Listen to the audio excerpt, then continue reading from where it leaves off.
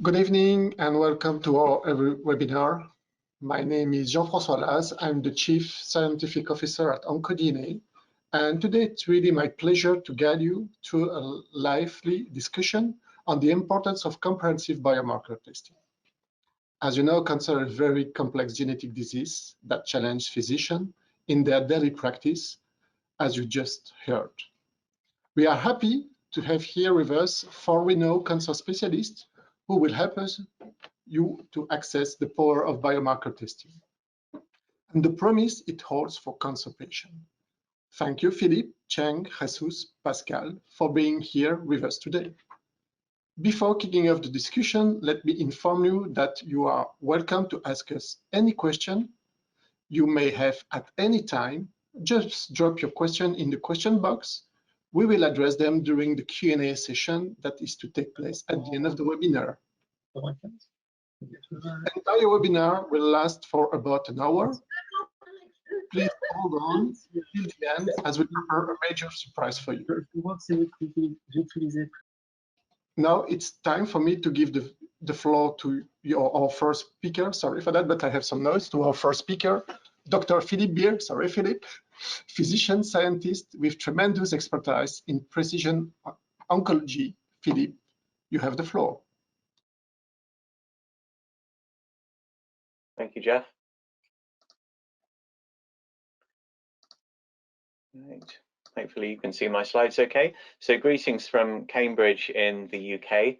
As Jeff said, I'm a physician scientist working in the field of genomics and also in oncology drug discovery. And I'm going to talk to you briefly, give you a 5-minute potted summary about why genomics is important for patients in cancer.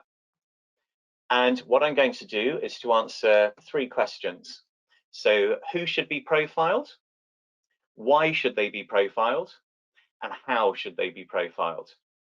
So the answer to the first question is straightforward, that profiling should be available for all patients with advanced cancer. And critically, it should be available at initial diagnosis. So why is this? Because genomics informs both on standard of care therapies and also on clinical trials. And as well as helping the individual patients, profiling all patients will help us to accelerate drug discovery for all of those with cancer. So where are we at the moment? This pie chart shows you the proportions of patients with advanced cancer who can actually benefit from a biomarker-associated therapy today. So for about a quarter of all patients, there is a potential biomarker-associated therapy already available. And for nearly another quarter, there is a biomarker-associated therapy that is in clinical trials. And by profiling all of the patients at initial diagnosis, this allows the oncologist to plan the patient's therapeutic journey through standard of care therapy through to clinical trials. Clinical trials representing an important therapeutic choice for patients with cancer. And it really is important to know this information up front, because negotiating the clinical trial landscape is like trying to find your way through a maze. And if you've ever tried to place patients on clinical trials, you'll be aware that the inclusion and exclusion criteria are really quite restrictive. And we see patients again and again who are unable to access trials because they've already had the wrong type of therapy. No, some trials for patients before chemo, some trials for patients with after chemo. And it's really important, therefore, to know right at the beginning what the biomarker profile is so you can find a path through this maze. So as well as helping individual patients, genomics helps all of the oncology process by accelerating drug discovery. And the paradigm here is to profile patients, to get patients onto clinical trials, and then to collect the outcome data to generate these big data sets where we can really use the genomic data to understand how to identify patients who are most likely to respond to therapy. So the paradigm here is to treat individual patients whilst profiling using genomics, collecting outcome data, and then analyzing this data to learn who the responders are, and then feeding back, completing this loop to design the next set of clinical trials, so that the whole oncology drug development process goes round and round this infinity loop of treating patients, understanding response, and then designing the next phase of clinical trials. So the last question, how do we go about doing this? Well, we really need a comprehensive genomic assay that gathers all of the clinically relevant information. What we've seen in lung cancer, for example, is that there are now a number of genomic tests that have been introduced serially over time. And in many places, patients undergo iterative testing, one test after another. And this is expensive. It's more expensive than doing a single comprehensive assay. It takes time, it introduces delays, and it's also wasteful of tissue. So patients end up running out of tissue, which means that they can't then access clinical trials, for example. So the way to deal with this is to wrap all of these biomarkers into a single comprehensive assay that is cheaper and faster and gets more patients on therapy and into clinical trials.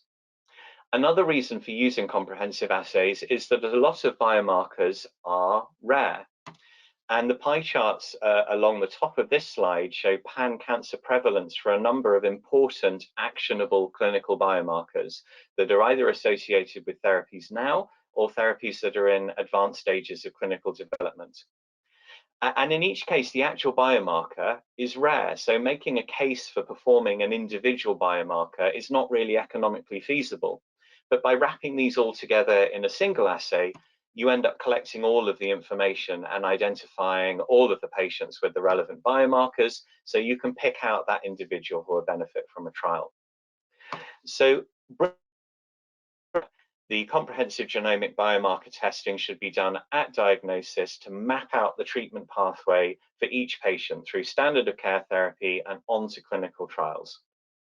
So thank you for your attention. That was a very rapid run through. If you're interested in biomarker associated therapies, then you can follow me on Twitter on a stream that's dedicated to this topic, no false news guaranteed, or drop me an email. And with that, I will hand back to Jeff.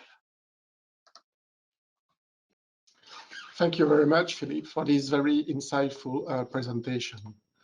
There is clearly no doubt that you convince all of us the importance of comprehensive biomarker testing. But what is the reality in clinical practice? Is biomarker testing widely adopted, especially in such difficult times where healthcare systems across the world were overrun by COVID-19?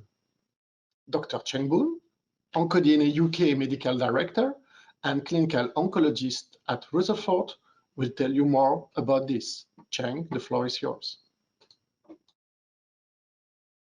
Thank you, Jeff. So my name is Cheng Boon. I am a consultant oncologist, and I am also the UK Medical Director for OncoDNA. My slides, next slide, please. So my topic is how COVID changes oncology and what are the challenges that we are facing with. So for the past 12 months, we have had cancer screening delays, routine testing has not happened, and more importantly, many patients are frightened and afraid to approach healthcare facilities because they are simply not getting care. And they've had treatment interruptions even with patients diagnosed with very serious cancers. Cancer surgeries have not been able to happen.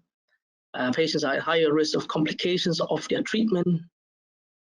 We've had workforce, even oncologist consultants have been asked to look after COVID patients and COVID wards. And therefore, our colleagues, including oncologists throughout the world, have been placed at risk of contracting COVID-19 themselves. Slide, please. So as a specialty, as oncologists, we have all had to compensate for the changes that has happened. In terms of diagnostic delays, many centers around the world will have dedicated clean hospitals for testing, for screening, for biopsies, and also for tests for treatment. We require rapid and accurate COVID-19 tests for patients undergoing chemotherapy, surgery. National and international organizations, including ESMO, has come up with chemotherapy prioritizing plans. We're trying to replace cytotoxic chemotherapy with immunotherapy in the hope that this is much safer. Some treatments such as radiotherapy has also been shortened in place of long process of treatment. And otherwise, we have been trying to keep our staff and doctors safe.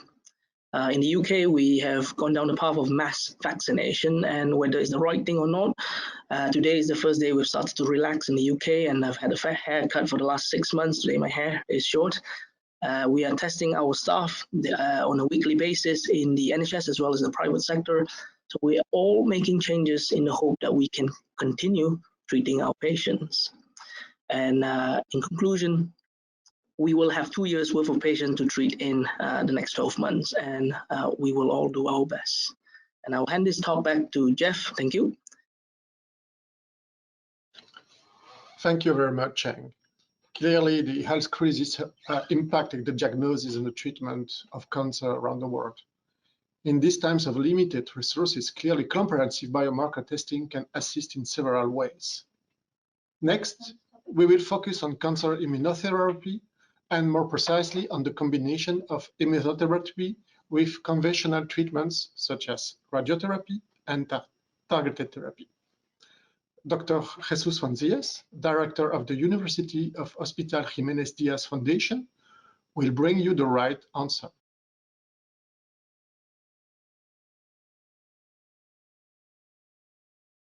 Jesus, I'm afraid you're on mute. Okay. So thank you very much for your invitations. Here you can see my disclosure.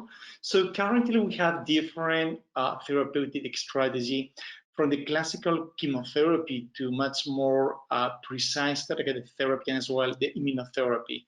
But it's true that we have a wide spectrum of different genomic alterations, and as well we're able to identify these different genomic alterations in different tumor types.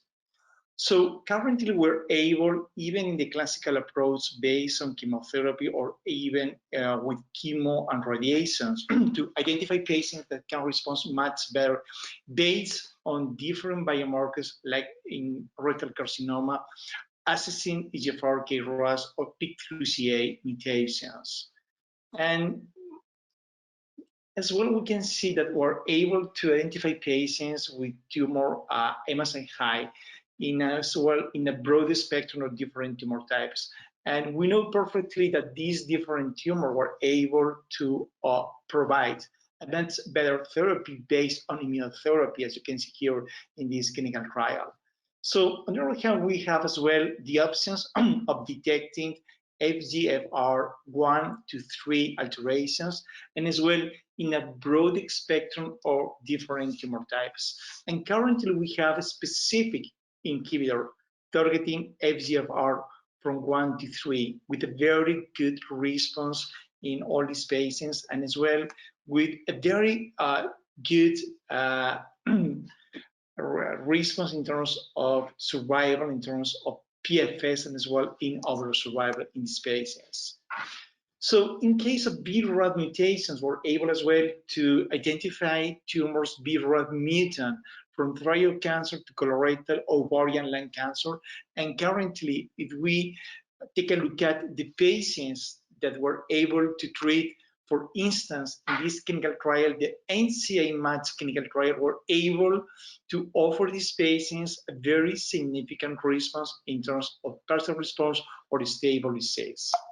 And as well, with a clear impact in PFS, but as well in overall survival, we're treating specifically this tumor harboring BRAF mutant with double inhibition based on dabrafenib and trametinib.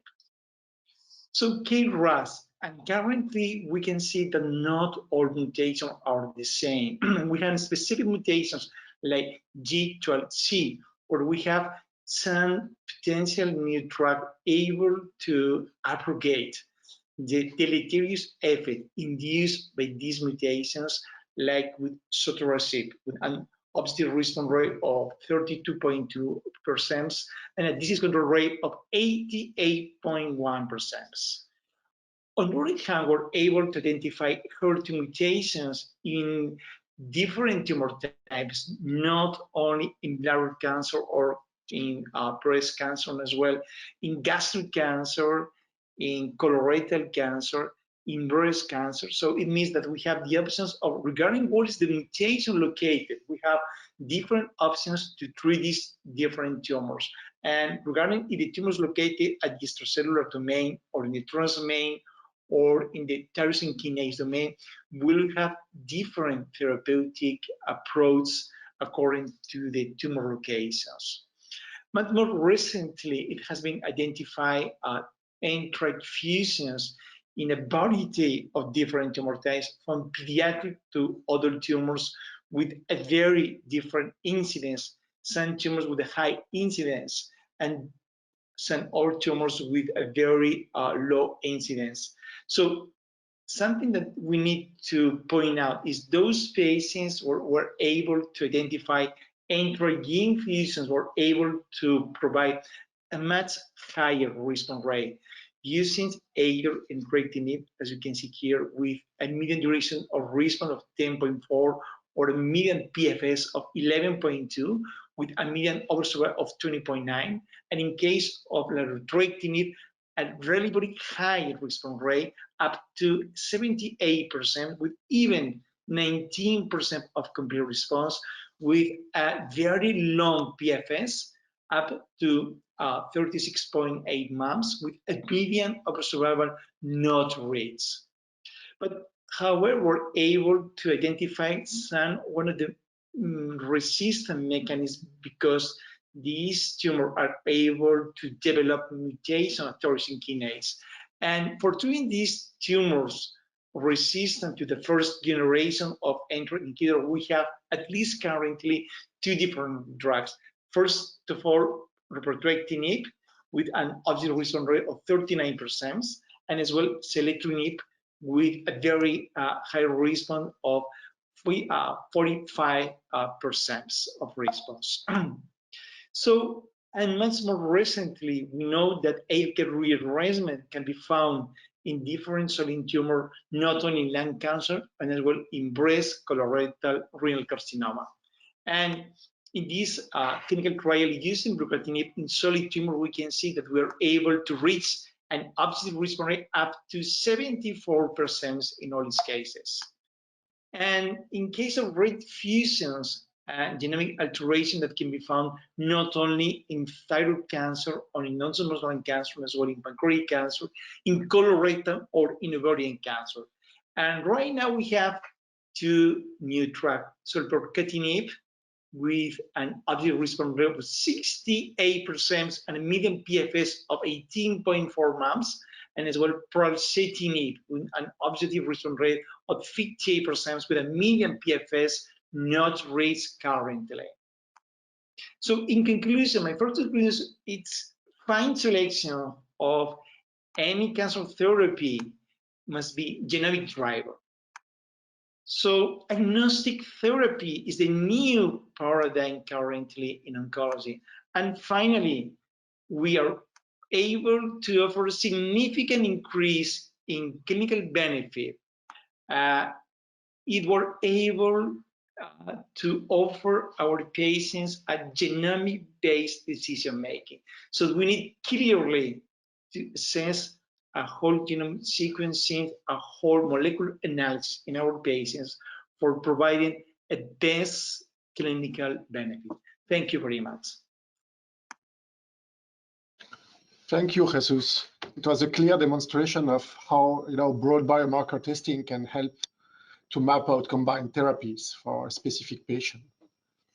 We will now move into a very specific type of cancer. Dr. Pascal Pujol, president of the French Society of Predictive and Personalized Medicine, will share his experience with the Parp inhibitor. Pascal, the floor is yours. This is my disclosure of interest, and I will address this question in a very practical and clinical way. And as Philip, I will try to answer this question: when and for whom should we offer a test for Parp sensitivity, and also how? And for that, I will refer to published guidelines from ABC5, from the ASCO, from NCCN, and more recently for guidelines that we recently published in the European Journal of Cancer. It's a paper that we've done actually with contribution of Jesus and Philippe, and that involved more than 10 countries in Europe. And it's about update and integrative guidelines for BRCA testing if you look at preventive and also sensitivity to PARP inhibitors. I will just give you a quick overview of the principal studies that drive this recommendation of testing for BRCA genes. The first proof of concept, you all know that, but came from ovarian cancer with an improvement in progression-free survival and also of overall survival. And this has been really major advance to deal with this cancer. Then we have breast cancer studies with phase 3 studies with 2 different PARP inhibitors in the metastatic setting. And as you can see, we have an improvement in PFS, not in overall survival so far, but we have clearly a major improvement of quality of life for metastatic breast cancer patients. The last but not least data came from metastatic pancreatic cancer and prostate cancer. Again, we have an improvement in PFS, but also in overall survival for prostate cancer. Okay, you can have a synthesis of all approved PARP inhibitors in the paper I mentioned earlier. And as you can see also, we already have with HRD some indication of PARP inhibitors in this cancer. Okay, this is probably the main slide of my talk.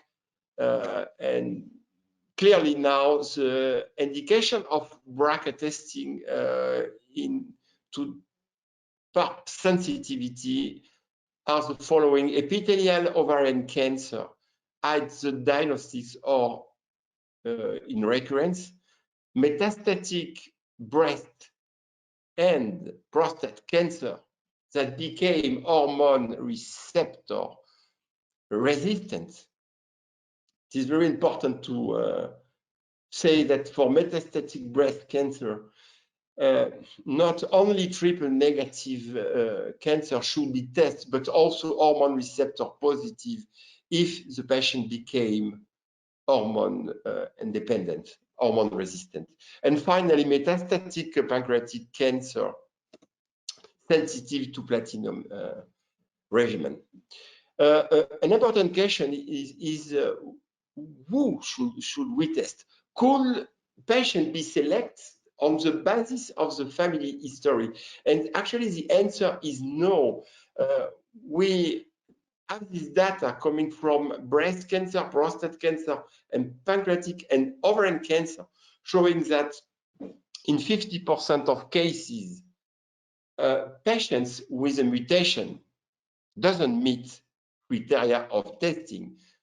I'm talking about familial criteria of testing. So patient should be tested independently of the family history. Well, the last question is how? I mean, there is 2 ways to look at BRCA mutation. The first one is germline mutation. This is the standard one. And the other is to look at the tumor. As you know, I mean, genetic counseling is very important in case of a family history. But I don't know in other countries, but in France, I mean, this is a very overwhelming consultation. And so we have to look at, is it possible from tumor And indeed, this is the case, because if you do it in tumor, you can't actually detect exclusive tumor mutation, but also germinal mutation. So in this case, I mean, your patients have to be aware of the possibility to discover a germline mutation, but this could be done in practice. Okay, I have no time to go to HRD, but just I would like to mention that HRD is now efficient to drive treatment in ovarian cancer. This is very important data from actually 4 independent PARP inhibitors. Again, I cannot go through all the mechanisms, but you can look at HRD by looking at genes of HR. You can also do that by looking at genomic scars and signatures. There is several, but 2 of them are now well funded in phase 3 trial. And finally, there is a lot of development in functional assay and in whole genome sequencing. Okay, let me conclude by what to do in practice. So PARP inhibitors are approved for ovarian cancer, metastatic, breast and prostate hormone-resistant cancer, and pancreatic cancer sensitive to platinum regimen. Testing should be done independently of family history. And germline is a standard approach, but oncologist and tumoral lead is possible, particularly when no family history is present.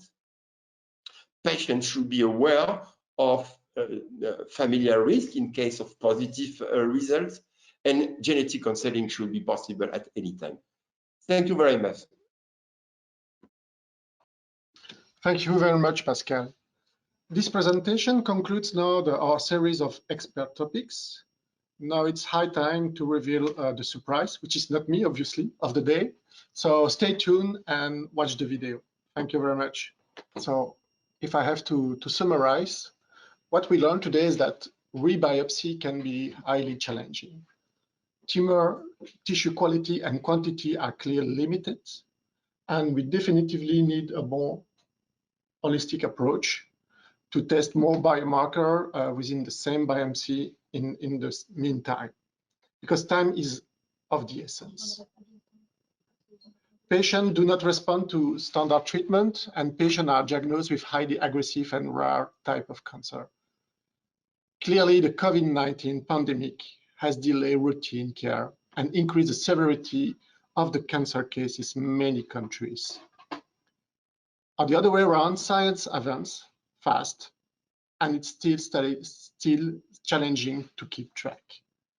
This is why we developed our new OncoDEEP, which will answer all those hurdles with a much more comprehensive solution, including DNA, RNA, and protein, to maximize the benefit of the treatment. Thanks to a change of technology, biomarker can be tested on very small tissue material with highly robustness regarding DNA quantity and DNA quality. Fast turnaround time remains clearly a very important topic for us, and we have to be compatible with the routine. We still provide you with a wide range of personalized therapeutic options like immunotherapy, targeted therapy, chemotherapy, hormone therapy, as well as clinical trial option. And since the beginning of OncoDNA, and we continue in that direction, we continuously update and upgrade our solutions. With this new panel of more than 600 genes, but much more important, improved TMB, improved MSI, which are really important for the new therapies, inclusion of HRD, which is a key phenotype as shown by Dr. Pascal Pujol, LOH, copy number, and very interesting, a better coverage of key complex regions that are becoming more and more important in cancer, to fight cancer. Here you can see some small word provided by people using our solution, where they clearly demonstrate the added value of this complex analysis. Thank you very much.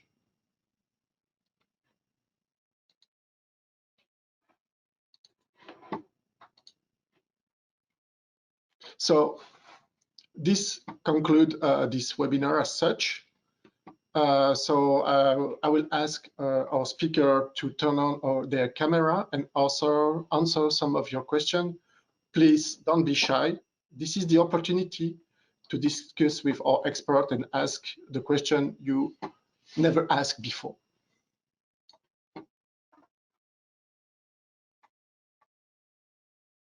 Right. Thank you, Jeff. May I take the opportunity to ask the first question then? Please, feel free. I will address this to Dr. Pujol and Professor Garcia. I was doing a bit of literature search before this meeting, and I noticed that ESMO in 2020 had issued NGS guidance for the use of NGS in essentially Europe. Now, may I ask, is this applicable in your organization? Are you compliant with the ESMO guidance at the present moment?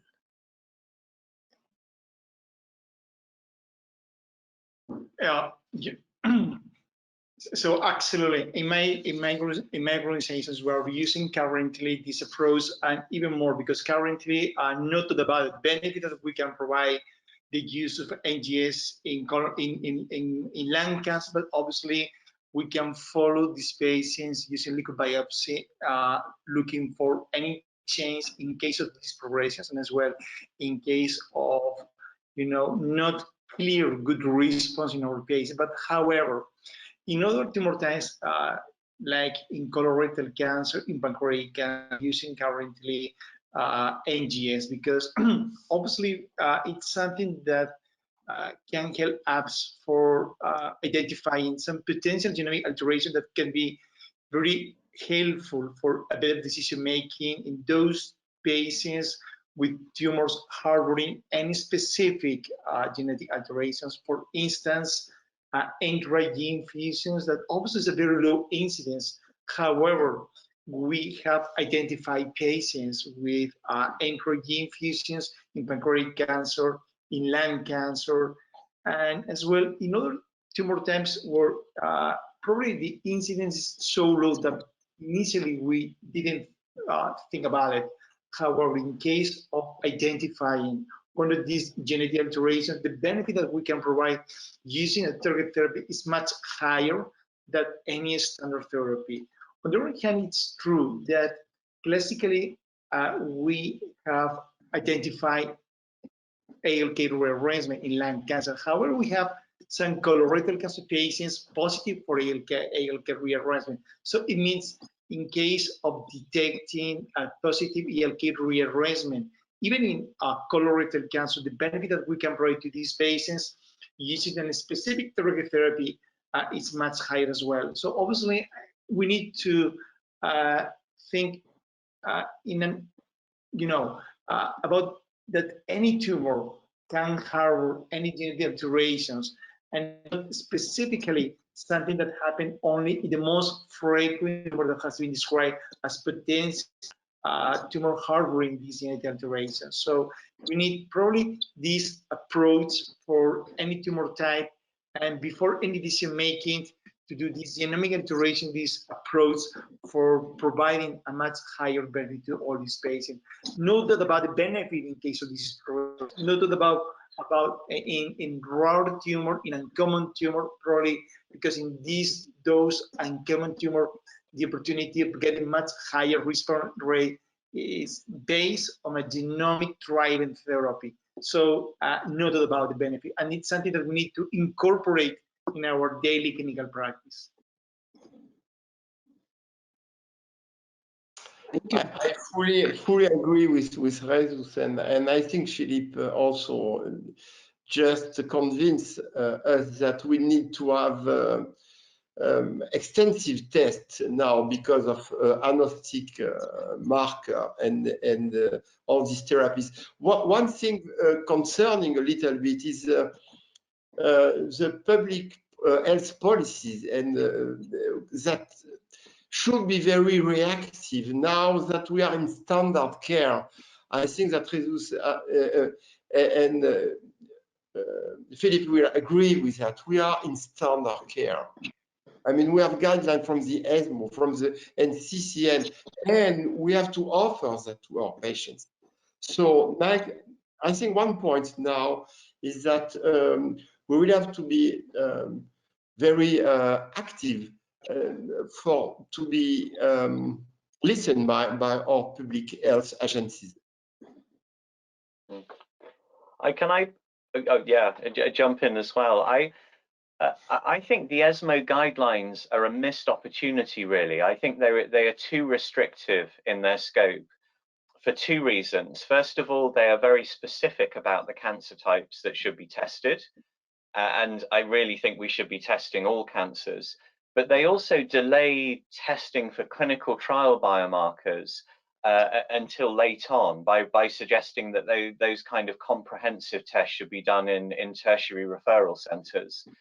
And I mentioned two patients who I've seen in recent weeks. One was a patient with cervical cancer who had a RET fusion that Jesus mentioned. These come up in all different cancer types.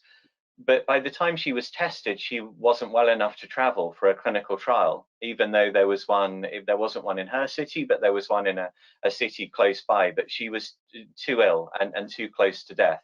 So there's a missed opportunity. Another patient I saw who contacted me because she was very well. She has metastatic breast cancer, but she's well. She's prepared to travel anywhere. She has an ATM mutation, and there are trials of ATR inhibitors recruiting. But she had already had 3 lines of chemotherapy, and the chemotherapy didn't work. She didn't get benefit. But even the early stage clinical trials are excluding patients who have had chemotherapy. So these are 2 real patients recently seen who have not got access to the best therapy because they've been tested too late. And there are issues around restrictions to clinical trial entry as well that we're trying to tackle, you know, all of us with different hats on. But both of these patients would have been better served with being tested up front and in their own centres. Yes, there is a big gap in between the ESMO guidelines and the NCCN, and you're right. I would like to ask something to my colleagues in this panel, because obviously currently sometimes we have different genomic alterations in the analysis, and however we need to prioritize what is the most crucial genomic alteration in order to provide a much better decision making according to the different genomic alterations. How do you prioritize the different genomic alteration in case of different genomic potential drivers in any analysis? I receive. Yeah, that's an interesting question. I think at the moment it's partly dictated by what therapy is approved and what therapies are in clinical trials. But if you are fortunate enough to have 2 or more actionable biomarkers, then you're in that maze that I showed in my slide. And the important thing then is to know about them up front and to make sure that you can find a right sequence of approved therapies and trials so that you get access to everything. So again, it's about navigating this pathway, I think. I agree with Dr. Beer, Dr. Philip. My specialty is to treat upper GI cancers, and in upper GI cancers, the standard treatment is chemotherapy, first line, then second line, and there's no further treatment available. So the average survival of my patient is, about 12 months on a median. So the problem I have is that I don't have long to go, and there's not much tissue I can do if the patients are not fit for multiple biopsies. So in my public sector practice, doing all the sequential tests is what is recommended, and they will do NTRK only when you fail all chemotherapy. But once you reach that point, it's pointless doing that test. You are not fit enough for much more. Palliative care is the right option for you. So I'm in my public health, hat. I'm limited in terms of what Philip is saying. We want to draw a journey. We want to draw a roadmap. Given that there's no treatment that will proven to expand that 12-month survival, I want to limit toxicities rather than what Professor Garcia said, find better treatment. I suspect there's not many strong treatment options because the chances of hitting that mutation is about 5% or less. So that's what I consent them for. And the difficulty is, how do we balance between the public sector treatment and what patients want to have? They're asking me things that are outside the public sector, and it's having that conversation that is really difficult. Where you go online, you see the ESMO, UK may be out of Brexit, but it's still part of Europe. You still could look for ESMO. So it's finding that balance. It's not that easy to weigh it up between individual patient or personalized medicine versus public sector payment schemes. It's just the barrier we're faced with. Thank you. I have a question from the pool. If there are more than 2 actionable mutations, which available targeted therapy or other therapy actually, how do we know which is the driver mutation? Who wants to take this one? I think it's like in any medicine. I mean, you just have to go back to the clinical data, and the best one should be the ones that gives the best improvement of PFS or overall survival. Based on clinical studies, I will answer like that, because even if we have some mechanistic idea in the pathway, I mean, we have to look at clinical data and trials. This is my opinion. I agree with Dr. Pujol, but one of the things I can see is that we're doing the test for the cancer, but the first and most important question is how fit is the patient. So, for example, you have a marker for, let's say, olaparib, but you also have a marker for, let's say, ER receptor. Somehow you found an ER receptor. If the patient is very fit and you look at the CT scan, you take into clinical effect, you look, there's lots of disease, liver mets, brain mets. You want to give the treatment that has the highest response rate, then you give chemotherapy plus something else, maybe with olaparib, platinum chemotherapy. But if you have, let's say, a patient who is 80 or 90 and you really don't want to give chemotherapy, and I'm using the other approach to limit toxicity, I don't want to give chemotherapy. I want to give something gentle. Maybe ER is fine, but none of it is curative. So, Jeff, that's where having a clinician side is, yes, I agree, we need to find strong data. But when you're doing personalized medicine, it is very, very difficult to find this data. We all have experience. I've treated patients with 3 or 4 cancers. I've treated 95-year-olds who come to me because they think they're fit for chemo, and 2 or 3 other oncologists will say no to them. And the reality is we have to balance between patients' expectations and what is doable, and it's not easy. Sometimes we get it wrong and the patients get harmed. But my role is first do no harm. If we can limit toxicities, that is my priority. But I'm open to the floor. People have different preferences, and that's the art of oncology. Actually, I really like your answers, because we provide you with some insight, which is inside the tumor, mutation, expression of the protein. But at the end of the day, we will not replace you, because you are in front of the patient. You have other information coming from the patient. So I think that it's really a great combination between the advantage of the technology as such and your expertise as oncologist. So I really like your answers.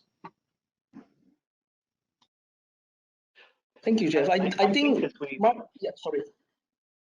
So my view about your test is that it's a bit like introducing a new scan, like a PET scan. And if you have more information, doesn't mean you're going to make the patient live longer. We've invented PET scan 10 years. Do we cure more patients? Maybe.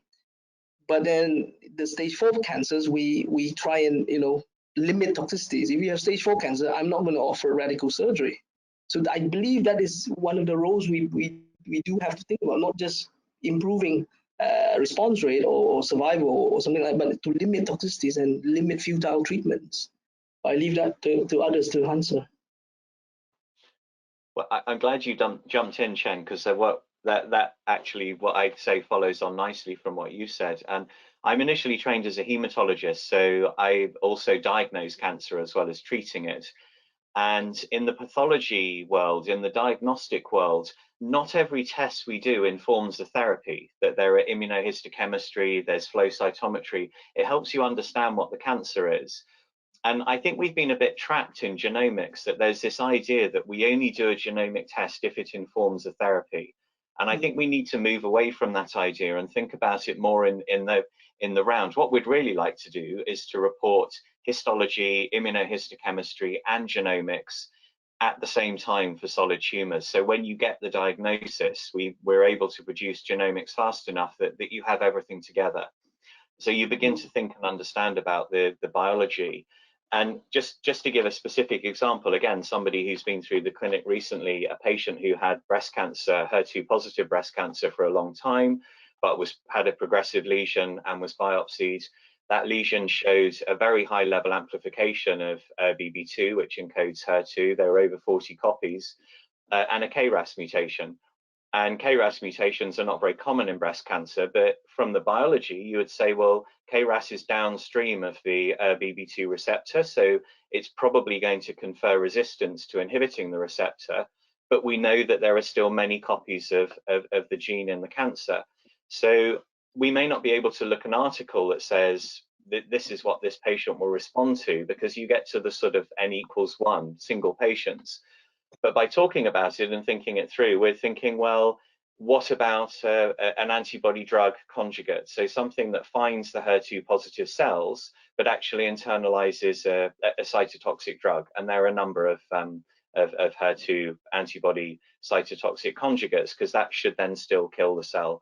So that was then the direction that the patient was moved in. I can't tell you the punchline. This is too different, so too recent. So I don't know whether the patient did respond.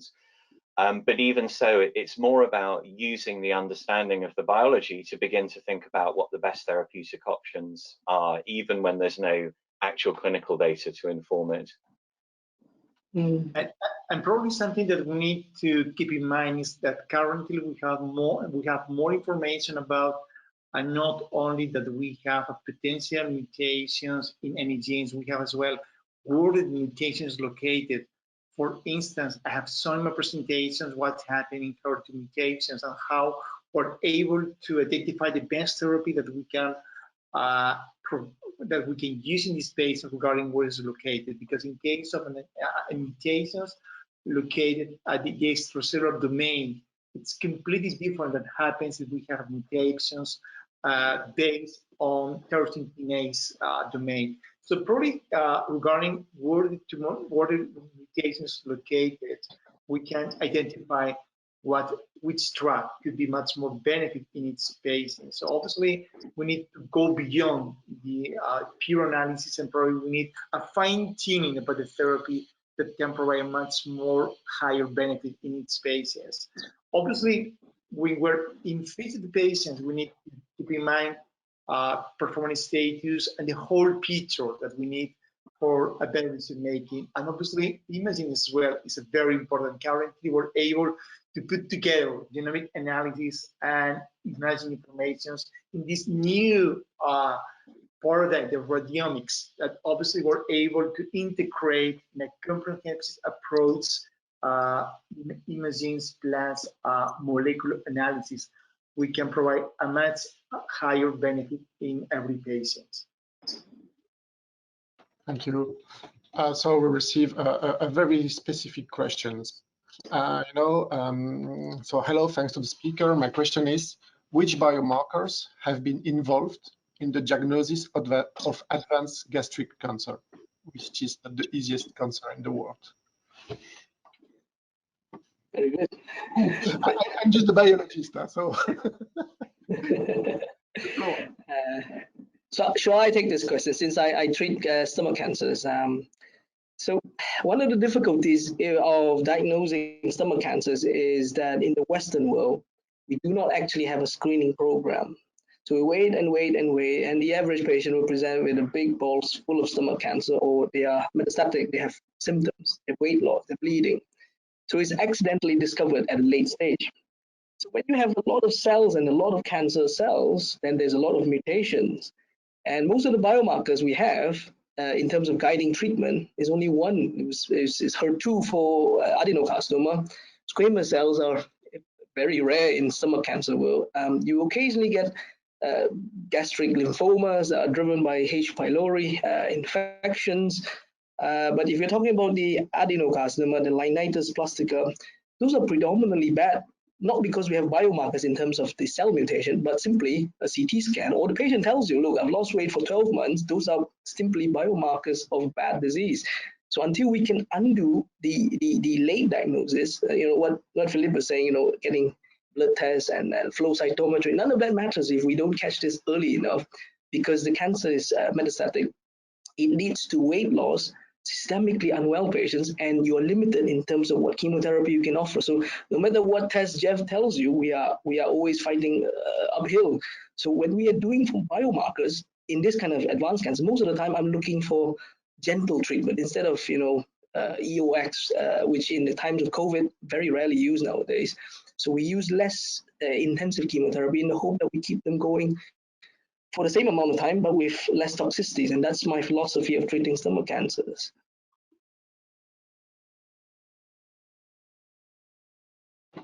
Okay, thank you very much. This was really, really interesting, but time is running, unfortunately. So we thank you very much for joining us today. I trust that you are leaving us today on a hopeful note. And there are plenty of reasons to be optimistic about the future of cancer care, as you clearly showed. Our understanding of the genetic causes of cancer is growing. We clearly observe the development of novel therapies and combination of therapies with new biomarker. If you are facing stage 3 or 4, that cannot be surgically removed, or not that easy, depending on the cancer, of course. You know that you can also count on us to bring you the data. Once again, I'm not an oncologist, no oncologist. We just provide you the key information and to help you to decide and to decide on rapid and targeted person journey. So thank you very much for joining us, and we will keep in touch, I hope. Bye. Bye-bye. Thank you very much. Bye-bye. Thank you. Bye-bye.